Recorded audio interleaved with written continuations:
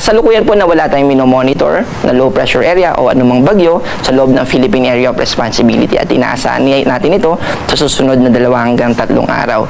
Ang nakakaapekto sa ating bansa ay yung ITZZ o yung Intertropical Convergence Zone. Ito po yung lugar sa mundo na kung saan nagmi-meet yung hangin mula sa Northern Hemisphere at sa Southern Hemisphere.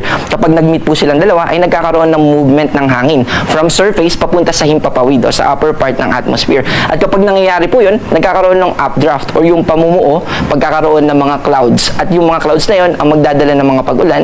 Kaya kapag sinabi po na yung ITZZ ay nakakaapekto sa isang lugar, ibig pong sabihin ay magiging maulap yung kalangitan natin at malaki yung posibilidad ng mga pag-ulan. At ITZZ po yung nakakaapekto sa ngayon sa buong Mindanao at ganoon din sa Eastern Visayas.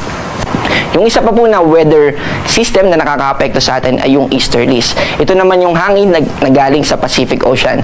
Itong easterlies ay yung isa sa mga dahilan kaya humina yung hangin habagat natin ngayon at ito yung magdadala ng maaliwalas na kalangitan pero posible yung mga kaulapan lalo na sa eastern part ng ating bansa at posible pa rin yung mga localized thunderstorm lalo na sa hapon at sa gabi.